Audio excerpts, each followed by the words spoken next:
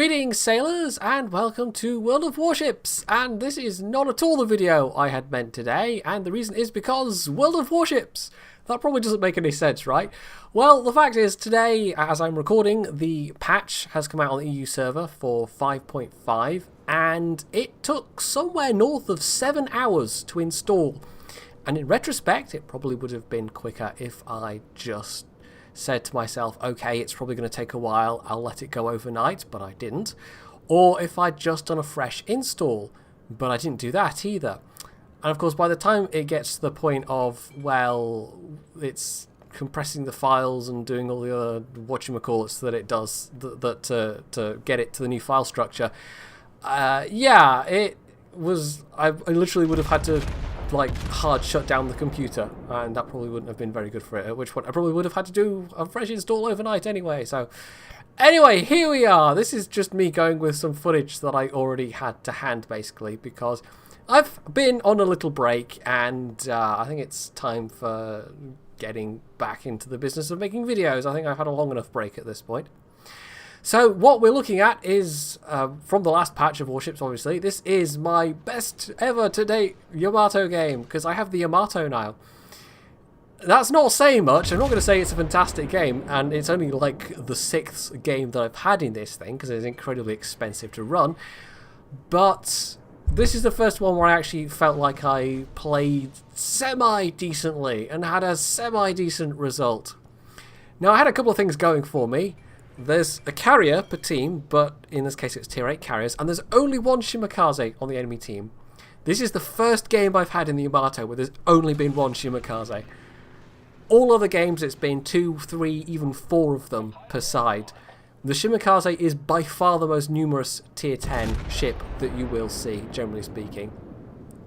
And when you're in a Yamato, it is a massive, serious threat, and well, wouldn't you know it, but it just happens to be on my side of the map. Oh well. Now, maybe this is being a bit too aggressive. I haven't figured out the Yamato at all yet. People do say, and they have said to me, you know, the Izumo is your training wheels for the Yamato, basically. If you can figure out what you're doing in the Izumo, then you should be reasonably on your way to being able to figure out what you're doing in the Yamato. But I'm still getting used to it, to be honest. It's not the same ship by any stretch, and the things that I do in the Izumo, well, that's what I've been trying for the first 5 battles before this, and it wasn't really working out. And I've been trying other things as well. Getting up close and personal doesn't work because of the Shimakazes.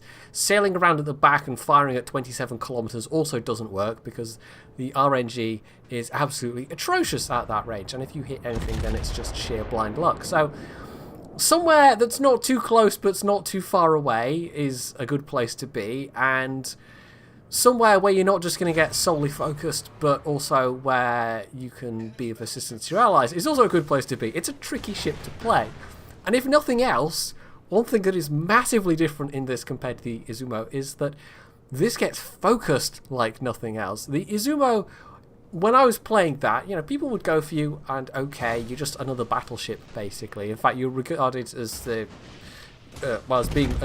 playing the inferior battleship at tier 9. The Iowa is generally considered by far the better tier 9 battleship. But then you get to the Yamato, and this is, you know, this is it. This is the Yamato. And so everybody fires at you. And it's especially interesting when you get a Shimakaze popping up less than 6 kilometers off your port bow. So, yes, and you can guess what's coming in next. However, because I wasn't just sailing full-on broadside to him, this is eminently survivable. I'm going to take a couple of them, but I've got my repair party, my damage control party actually on hand, so that was nearly half my health, but I'm a Yamato. I can survive it. I've got a lot of hit points. What is probably more dangerous right now, and the fact that the Shimakaze actually got that close to me as well, that was incredibly risky on his part, maybe tells me he's not the best Shimakaze driver in the world. So, although this is actually maybe being a bit too aggressive, I don't know. I did have kind of a plan, because what the enemy Shimakaze had done was get forward into this A-cap circle on Land of Fire, and sit behind that little island and cap. And you know what? I'm planning to do exactly the same, because that is the perfect bit of torpedo cover. It also gives me cover from all of this incoming fire, of course, and there's the Shimakaze again, but of course I know he's reloading his torp still. But the main threat to me right now is the torpedoes. But still, not being set on fire by everything else that's back there as well would also be nice. Although the Amagi and the enemy Izumo, they're unlikely to be firing HE shells. They haven't been so far. The cruisers are a lot more likely to be doing so. So the Kagera's come forward with me. Our Shimakaze is actually quite close by as well. And I think my being here actually maybe emboldened those destroyer players a little bit. I don't know, because of course me being here means I'm going to be getting the attention. I'm going to be getting focused by all these enemies, and so perhaps they can get away with doing more. That's just me theorizing completely, though. I've got no idea if that's true or not. That's just me making things up. So I have a little scrape a bit of paint off that Kagera, but that's fine. No harm done, really. And he dropped his torpedoes well ahead of me, so there was really never any danger there.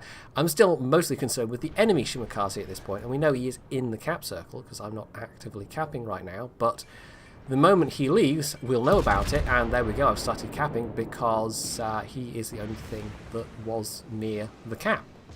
All the enemy ships are actually falling back at this point.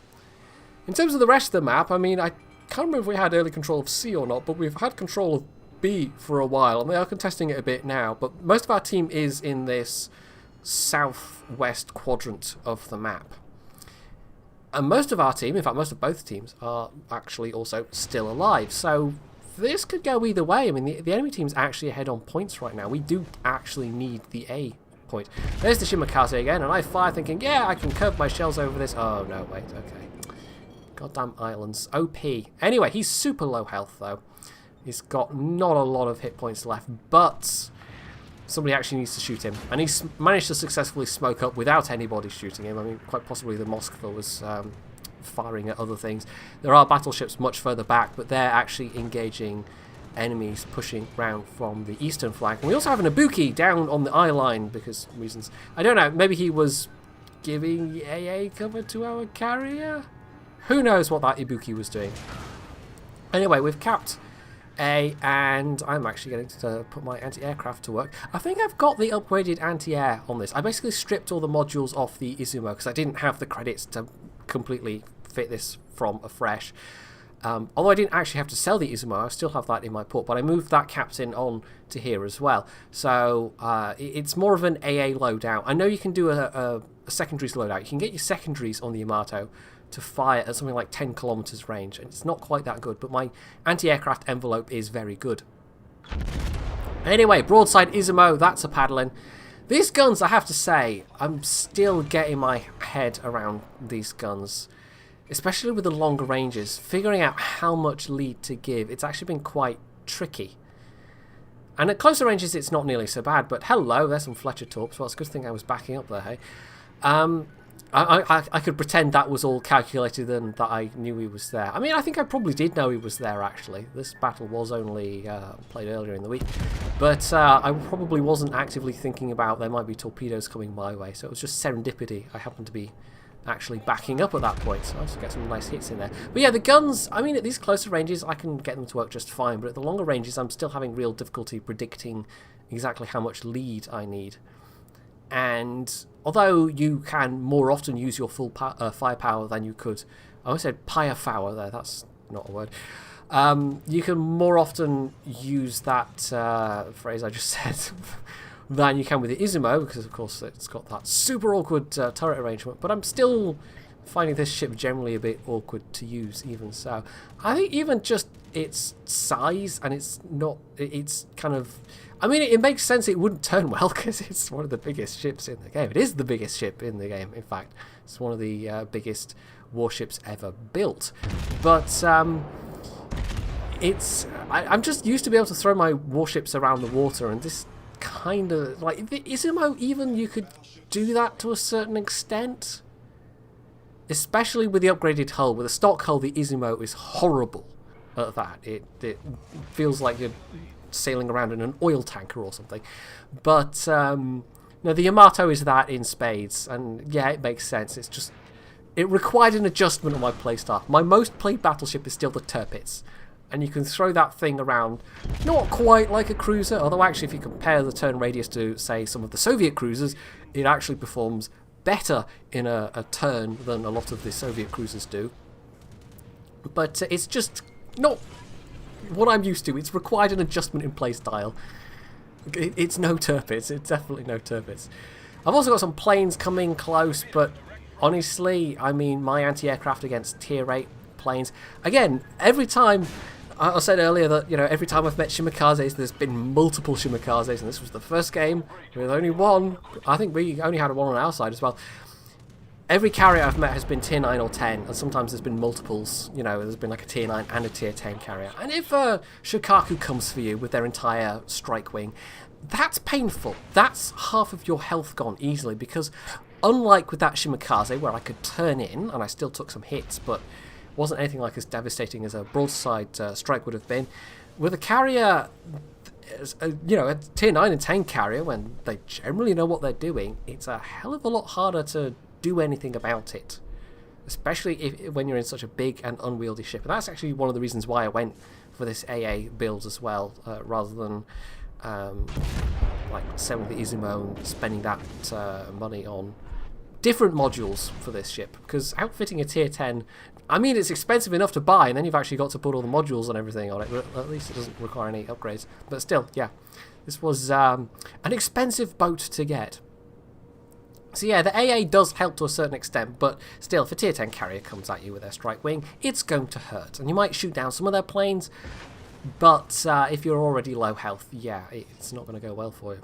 Now, this game was actually nearly done. We're now well ahead on points. I've actually ended up talking more about the ship than the battle, even though I said this was my first semi-decent battle. But it's just been an interesting experience, and it's almost, I feel like, and I kind of knew this already, it feels like getting a tier 10, especially a tier 10 battleship, is really a vanity exercise. Yeah, you can have good games, but it's more about, hey look, I've got a tier 10 ship, look at me, than it is about serious gameplay. And I think that probably is equally, if not more so, true for the American battleship line. The destroyers, I mean the Shimikaze in particular, you see a lot of those. Those are probably the easiest, most rewarding ship to play at tier 10. The battleships are probably least so. The carriers have got a high skill cap, and the cruisers, you just don't see the tier 10 cruisers very often. When we had a Moskva on our side, I don't see a lot of those at all. The Zhao I see a lot more than the American tier 10. I can't even remember what that is. And the Germans, of course, the Hindenburg, I don't really see those often at all either, at least on EU. So yeah, it's not rewarding to play tier 10 at the moment, and they are actually trying scaling back the costs of tier 10 on, I think, RU and the NA servers, and I hope that spreads out everywhere else as well, because it's incredibly expensive. My first two battles were a win and a loss, and I was down about 400,000 credits from my first two games. It actually, and this happened on stream as well. I played 2 games and I was like, oh, I don't actually have enough credits to repair my ship. I had to go and play some premium games, some premium ship games, to actually afford to repair the Yamato, because it was that expensive. Because it got sunk both games, basically. So, yeah, it stacks up. And that's another reason why it's a bit of a vanity exercise. Because you have good games in a tier 10 in World of Tanks, and it can pay for itself. You need a premium account. But hell, I've got a premium account. And, of course, that applies to Warships as well, because it's a shared premium account. You have a good game in the Yamato, and you might just not, you might get away with not losing money, but you're not going to particularly make any money. And it's not like there's premium shells to go into the cost equation there either. Maybe that's why they made it harsher. Who knows? So, there are other videos in production on the way. It's just I wasn't really able to work on them today. I've got the Type 59 contest winners coming up. I've got some very silly TOG footage coming up. I've got a Texas preview video coming up. I think the Molotov is coming very soon. The date when we're allowed to talk about it. The Campbelltown, I mean, it's all Warships at the moment, but of course there's a World of Tanks test server up as well, so I might have a look at that if I've got time.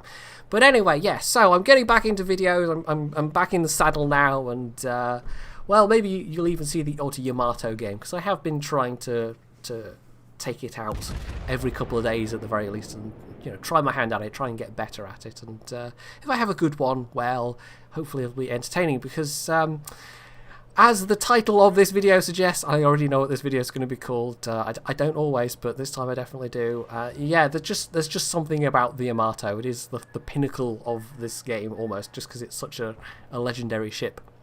So, hopefully you have enjoyed this video, and my return to video making, and if you have, you can leave any comments below, you can hit the like button, you can sub to my channel if you aren't already, and, as always, stay tuned for more.